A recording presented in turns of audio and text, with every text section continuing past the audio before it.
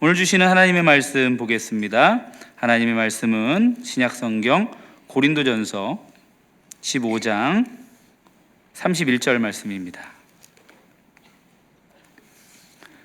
한 절의 말씀 우리 합독하도록 하겠습니다. 시작. 형제들아, 내가 그리스도 예수 우리 주 안에서 가진 바 너희에 대한 나의 자랑을 두고 단언하노니 나는 날마다 죽노라. 아멘. 할렐루야. 우리 옆에 분과 한번 인사 나누시겠습니다. 우리 예수님 부활하셨습니다. 우리 주님 승리하셨습니다.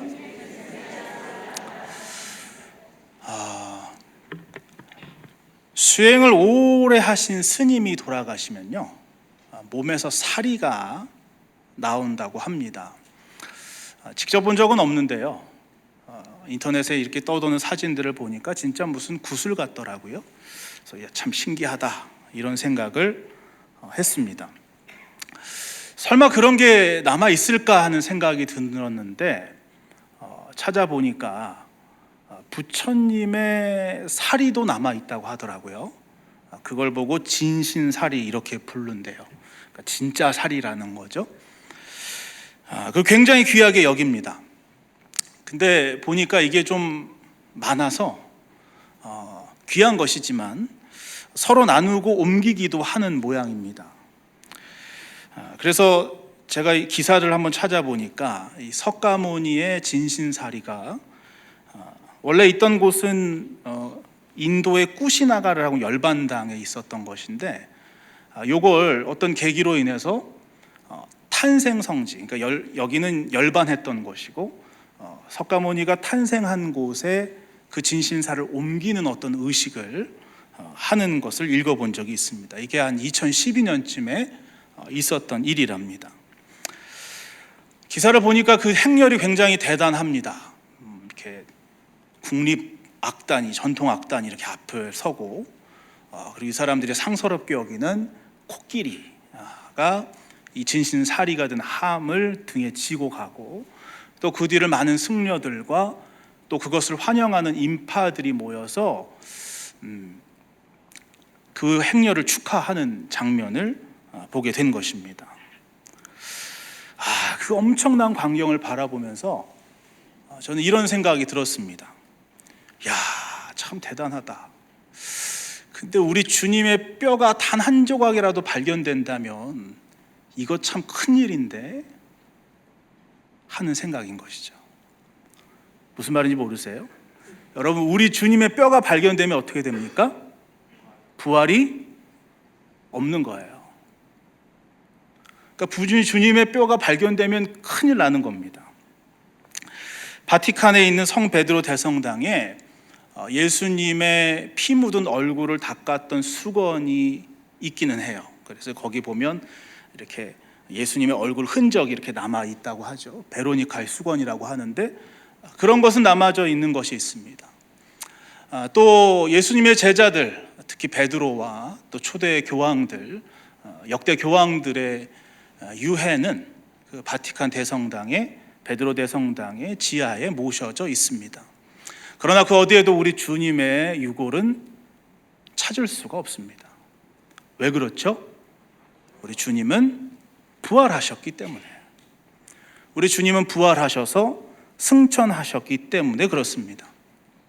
어떤 다른 종교를 특별히 좋아하거나 특별히 미워해서 이런 말씀을 드리는 것이 아닙니다. 차이를 분명하게 말씀드리고 싶어서 이런 말씀을 같이 나눴습니다. 이와 같이 부활이라고 하는 것은 기독교와 다른 종교를 구분짓는 매우 독특한 차별점입니다. 그런데 한편으로 좀 생각을 해보면요, 부활은 우리 기독교 진리를 설명하는 데 있어서 상당한 약점이 되기도 합니다. 왜냐하면 이 부활은 끊임없는 의심을 만들어낼 만한 사건이기 때문에 그래요. 죽은 사람이 다시 살아났지 않습니까? 아까 부처님의 진신사리가 좀 많다 이렇게 말씀드렸는데, 기록을 찾아보니까 8섬하고도 4마리 나왔대요. 여러분, 쌀 한 섬이 몇 킬로죠? 144kg 정도 된대요.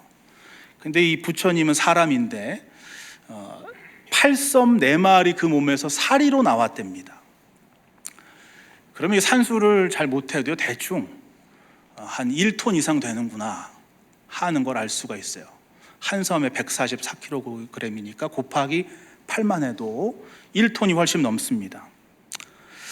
그런데 아무도 이에 대해서 시비하지 않아요. 뭐 시비를 하더라도 부활만큼은 아니리라고 생각을 합니다. 왜 그런가 한번 생각을 해봤더니 부처님이 진신사리와 같은 그 사리는요, 부처님에게서만 나오는 게 아닙니다. 오래 수도한 고승의 몸에서도 사리는 나옵니다. 그러니까 이 설명하기 되게 제가 생각할 땐 편리한 것 같아요. 봐라, 나왔잖아, 사리 있잖아, 되잖아 할 수 있는 것 같습니다. 그런데 부활은 어떤 식으로든 보여주기가 참 힘듭니다. 간혹 필리핀의 어떤 카톨릭 교도들은 십자가의 고통을 보여주겠다고 자기 스스로 채찍질도 하고, 또 어떤 또 심한 사람들은 자기 손에 못을 박아서 십자가에 박기도 하고, 그래서 매달리기도 하고 하는 일들을 한다고 합니다. 그러나 그런 분들도 부활은 보여주기가 어렵습니다. 일단 죽어야 되는데 그렇게 하기가 어렵죠. 그래서 복음을 전하다 보면 예수님과 제자들을 향해서 희대의 사기다 이렇게 말하는 사람들도 더러 있습니다. 우리로서는 매우 속상하지만 여러분 너무 놀랍게 생각하실 필요는 없습니다. 왜냐하면 그런 의심은 이미 성경에 기록되어 있는 의심이기 때문에 그렇습니다. 제자들은 예수님의 부활을 듣고 보고도 상상하고 대비하지 못했지만, 오히려 대제사장과 바리새인들은 예수님의 부활을 대비했었죠. 그럼 빌라도를 찾아가서 말하기를, 저 속이던 자가 살아있을 때 말하되 내가 사흘 후에 다시 살아나리라 한 것을 우리가 기억합니다.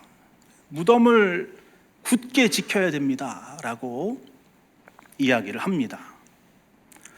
그러니까 아주 처음부터, 예수님 돌아가실 때부터 예수님과 제자들은 속이던 자요, 속일 자로 여겨졌던 것입니다. 그러니까 여러분 놀랄 건 없죠. 오히려 부활을 잘 증거하고 있으면 그런 말을 들을 법한 것입니다. 그러나 성경 말씀 가만 살펴보면요, 예수님의 제자들은 사기꾼이라고 하기보다는 겁쟁이에 가깝습니다. 예수님께서 잡히시던 날 밤에 이야기를 성경 말씀이 곳곳에 기록을 해두고 있는데요, 그 중에 저는 어떤 제자가 알몸으로 도망갔다라는 것이 기억에 남습니다. 얼마나 급했으면, 아직 아무 일도 안 일어났고 잡혀만 갔는데 알몸으로 도망갔다는 것이죠. 수제자인 베드로는 좀 다를까 하는 생각을 했는데 어떻게 됐죠? 어린 소녀가 너도 그 도당이 아니냐라고 하는 질문에 다굴기 전 3번이나 부인했습니다. 그것도 저주하고 맹세하면서 부인했다. 성경은 그 제자들의 겁많은 모습을 아주 적나라하게 그리고 있음을 보여줍니다. 이름 없는 제자들로부터 수제자까지 겁쟁이요, 비겁한 사람들이었습니다. 살기 위해서 그들은 주님을 배신했고요, 떠났고 도망쳤습니다. 사기라고 하는 건요, 다른 사람을 속여서 재산상의 이득을 취하는 범죄 행위를 말한답니다. 그러니까 뭔가 이득을 취해야 돼요. 그냥 속여갖고 되는 게 아니고 속여서 이득을 취해야 됩니다. 근데 예수님은 이득을 취한 게 없어 보입니다. 금방 돌아가셨고 부활하셨지만 40일 만에 다시 승천하셨습니다. 그들은 예수님의 흔적을 전혀 찾아볼 수가 없습니다. 제자들은 그보다 조금 더 이 땅에 살았지만 마찬가지로 딱히 얻은 게 없어 보입니다. 오히려 12제자 중 한 사람인 요한만을 제외하고는 다 순교를 당했습니다. 그것도 매우 잔인하고 잔혹한 방법으로 순교를 당했다, 이렇게 전승에 기록이 되어 있죠. 스데반 집사가 돌에 맞아 죽은 이후에 예루살렘 교회에 큰 박해가 있었다고 성경 기록하고 있는데, 성경에는 그 숫자가 얼마나 되는지 기록되어 있지 않지만 예루살렘 교회 교인 가운데 2천여 명이 순교했다, 이렇게 알려져 있습니다. 오순절 성령 강림 사건 이후에 믿은 사람은 3,000명, 베드로가 성전 미문에 앉아있던 안진뱅이 일으킨 이후에 솔로몬 행각에서 설교하고 얻은 신자가 5,000명, 합쳐서 8,000명이라고 했을 때에 그 중에 2,000명이 4분의 1이 죽임을 당한 것입니다. 본래 겁쟁이였습니다. 비겁한 사람들이었습니다. 그럼 여러분, 상식적으로 도망가야 되잖아요. 상식적으로 그만해야 되잖아요. 내가 사기를 칠 생각을 잔뜩 품고 있어도 지금 죽어가고 있는데요. 어떤 이득을 딱히 취하는 것 없이 죽어가고 있는 시점에서 그들은 도망을 가긴 갔는데 도망가서 교회를 자꾸 세웁니다. 자꾸 교회를 세우고 자꾸 복음을 전합니다. 심지어는 바리새인 중에서 아주 열성파가 한 사람이 있었는데, 그 사람은 예수 믿는 사람들 잡아다 가두고 심지어 스데반이 죽는 데까지도 가담했던 사람인데, 그 사람마저도 예수님의 부활의 복음을 전하더라는 것이죠. 그 사람 누구죠? 바울이요. 그 바울이 지구를 2바퀴 반 돌면서 부활의 복음의 증인이 되었고, 결국 그는 로마의 감옥에서 죽었다라고 전해져 옵니다. 사기를 쳤다고 보기에는 너무 참혹한 결과입니다. 게다가 그 기간은요, 그들이 박해를 받았던 기간은 대략 한 300여 년 정도 이어졌습니다. 콘스탄티누스 1세가 314년에 기독교를 공인할 때까지 박해는 계속되었기 때문에 몇 년도 아니고 10년도 20년도 아니고 300년을 기다려서 이득을 취하기에는 너무 무리한 일이죠. 부활을 보여주고 부활을 설명하기는 참 힘들지만 사기는 결코 아닐 것이다 라고 생각하는 것이 합리적인 추론일 것입니다. 부활에 관한 설교는 참 쉽지 않다, 이렇게 이야기들 합니다. 저만 실력이 없어가지고 그런 게 아니고요. 제가 부활에 관한 설교를 하려고 여러 가지 책들을 찾아보니까 그 책마다 그런 얘기들이 써 있어요. 부활 설교는 참 어렵다. 얼마나 어려웠으면 내 책까지 봤을까? 이런 생각을 하게 만드는 그런 서문들이었습니다. 주제가 너무 분명하기 때문에 매년 비슷한 설교가 나올 수밖에 없고, 또 어차피 부활 얘기를 할 것이라는 것을 성도들도 듣는 사람들도 예상을 하기 때문에 새로울 것이 없는 지루한 설교가 될 것이라는 그런 말들이 거기에 적혀 있었습니다. 근데 제가 생각할 때 조금 더 이 부활을 연구하면서 생각을 해볼 때 부활 설교가 뭐가 어려울까 생각을 해보니까 이런 것 같아요. 그리스도의 부활은 과거 2000년 전에 일어난 사건이고, 그리고 우리가 부활하는 것은 미래의 종말의 어느 날일 것입니다. 그러니까 우리 두 가지를 분명히 믿어요. 과거에 예수님께서 부활하셨다라는 거 분명히 믿는 믿음 가운데 있고요. 미래에 우리가 주님과 같이 부활할 것이라는 믿음을 분명히 가지고 있습니다.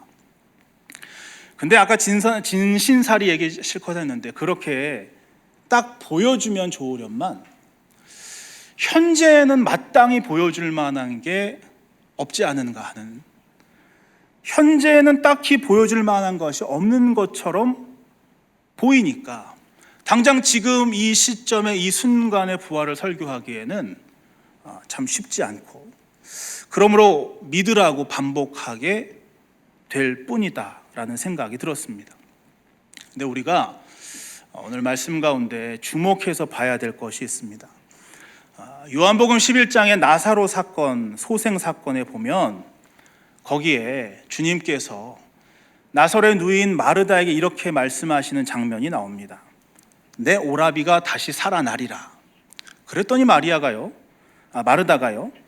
마지막 날 부활 때에는 반드시 살아날 줄 내가 믿습니다. 그래요. 별로 이상하지 않지 않습니까?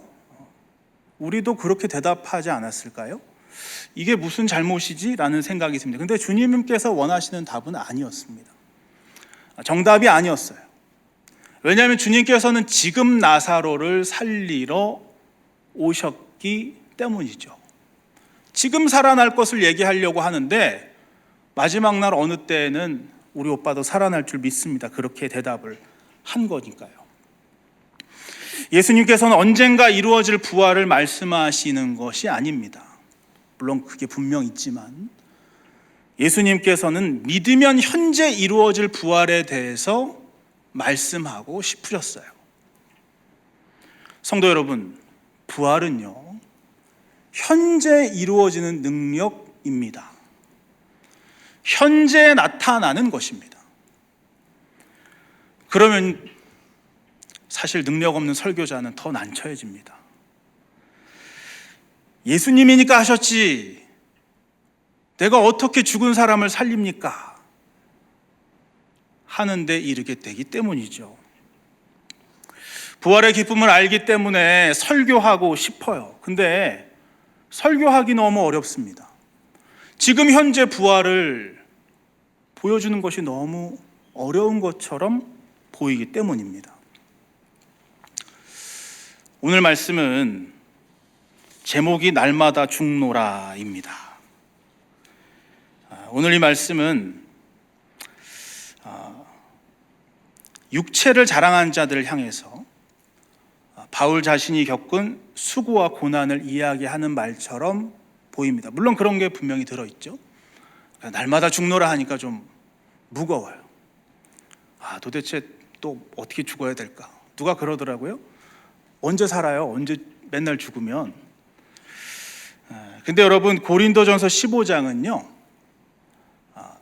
매우 유명한 부활장이라고 하는 별명이 붙어 있습니다. 그러니까 고린도전서 15장 가운데 이 말씀이 기록이 되어 있고, 그 중에 이 부활을 한참 설명하는 가운데 바울이 나는 날마다 죽노라라는 말을 한 거예요. 그러니까 저는 이렇게 들립니다. 나는 날마다 죽노라라고 하는 말은 반대로 나는 계속해서 살고 있다, 나는 매일 부활한다라는 말을 강조하는 표현이 아닌가 하는 것이죠. 나 지금 살아있지 않습니까? 제가 지금 살아있잖아요. 근데 난 날마다 죽는다고 생각을 해요. 근데 난 여전히 살아있습니다. 나는 날마다 다시 부활하는 겁니다. 나는 다시 날마다 일어나는 것에 대해서 이야기를 하고 있는 것이죠. 마르다처럼 마지막 날 부활 때에 다시 살아날 줄 아나이다 라고 하는 고백은 사실 유대인들의 전통적인 부활 신앙에서 나온 겁니다. 그들도 에스겔의 마른 뼈 환상과 같은 곳에서 살펴볼 수 있듯이 언젠가 마지막 날에는 부활할 줄 알아요. 그런 신앙들이 있었어요. 물론 그걸 믿지 않는 사람들도 있었지만 언젠가 그 마지막 미래에는 부활할 수 있겠다라는 생각을 구약의 말씀을 통해서도 믿는 사람들이 있었던 것입니다. 그런데 주님께서 말씀하시는 부활은 과거에도 있었고 미래에도 있을 것이며 현재에도 있는 부활을 말씀하고 계신다라는 사실을 알 수 있어야 됩니다. 사랑하는 성도 여러분, 우리가 예수께서 과거에 부활하신 것을 분명히 믿습니다. 또한 우리가 어느 날 미래에 어느 날 주님께서 다시 오실 때 부활할 줄도 믿습니다. 그런데 우리가 이것만이 부활신앙의 전부라고 생각해서는 안 된다는 것이죠. 부활은 현재 우리 삶에 일어나는 현상이어야 됩니다. 현재 우리는 매일 부활할 수 있어야 됩니다. 현재 우리는 부활의 삶을 살아야 하는 것입니다. 어떻게 매일 부활합니까?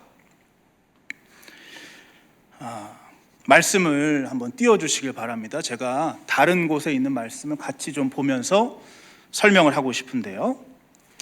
고린도후서 5장 14절입니다. 우리 같이 한번 읽어보실까요? 그리스도의 사랑이 우리를 강건하시는도다. 우리가 생각하건대 한 사람이 모든 사람을 대신하여 죽었은즉 모든 사람이 죽은 것이라. 여러분, 예수님께서 십자가에 달려 돌아가셨을 때 여러분도 죽은 것이라고 표현합니다.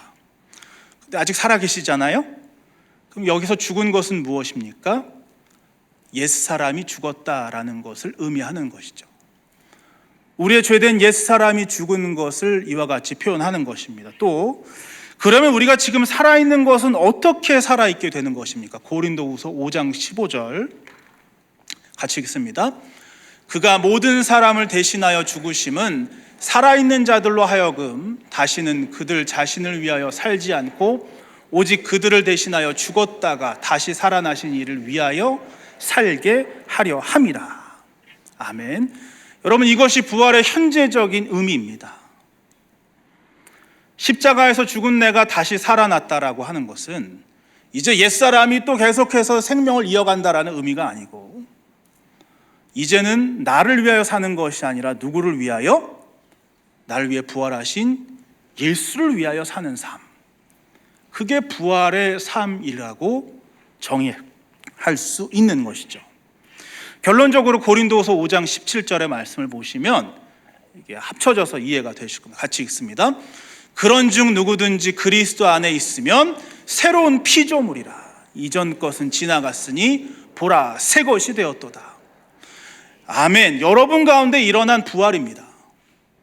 여러분 모두가 지금 예수 그리스도를 믿었고, 여러분의 죄된 본성은, 옛사람은 십자가에 못 박혀 죽으셨고, 그리고 매일 하나님과 함께 다시 살아나는 것입니다. 날 위해 살지 않고 날 위해 살면 다시 옛사람으로 돌아가는 것이고요. 이제는 내가 예수를 위하여 살아가기로 매일매일 날마다 죽고 날마다 살 때에 여러분 매일 부활을 경험하실 수 있게 되는 것입니다. 한 가지 더, 갈라디아서 2장 20절 말씀에 보면 같은 말씀이 이렇게 기록이 되어 있습니다. 함께 읽습니다. 내가 그리스도와 함께 십자가에 못 박혔나니 그런즉 이제는 내가 사는 것이 아니요 오직 내 안에 그리스도께서 사시는 것이라. 이제 내가 육체 가운데 사는 것은 나를 사랑하사 나를 위하여 자기 자신을 버리신 하나님의 아들을 믿는 믿음 안에서 사는 것이라. 아멘. 사랑하는 성도 여러분, 부활은 예수를 위하여 사는 것이며 주 예수를 믿는 믿음 가운데 사는 것입니다. 곧 주님을 위하여 주님과 함께 살아가는 새로운 삶입니다. 여러분은 예전에 살던 그 사람과 다른 사람이 되는 것이죠. 예수를 믿음과 동시에 여러분 옛사람은 죽고 새로운 사람으로 날마다 거듭난 인생을 살게 되는 것, 그게 바로 부활의 현재적인 능력이요 현재적인 의미라는 것입니다. 그럼 어떻게 우리가 매일매일 예수님과 함께 현재를 살아가실 수 있습니까?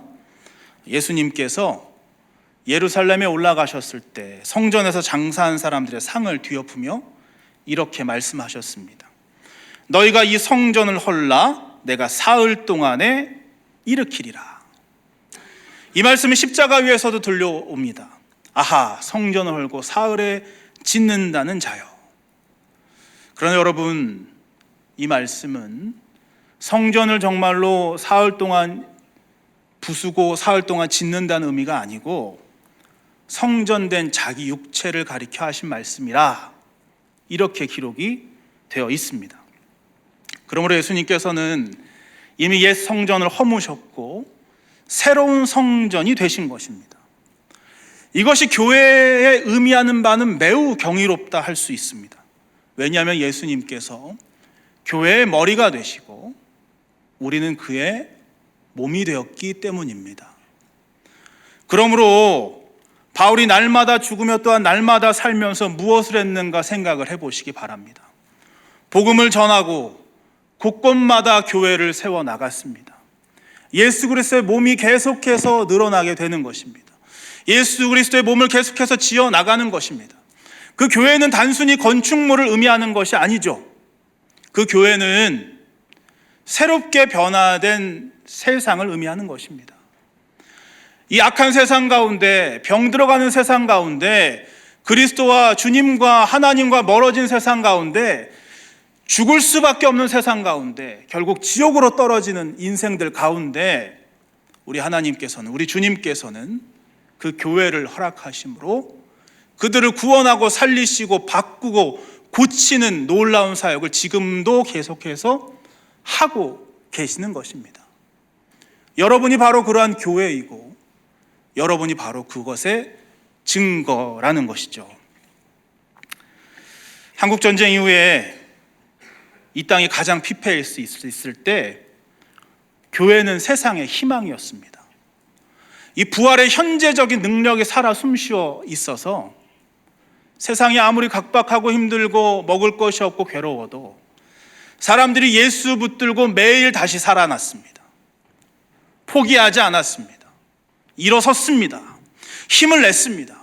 주님과 함께 살며 현재를 바꾸는 놀라운 능력을 만들어낸 것입니다. 그 지금 이렇게 아름다운 세상을 우리가 살아가고 있는 것 아닙니까? 이제는 사람들이 한 발짝 더 나아가기를 원합니다.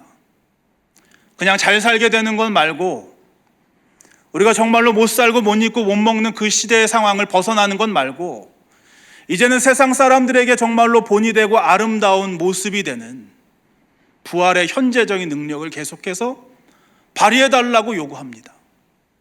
이 세상을 바꿔달라고 말이죠.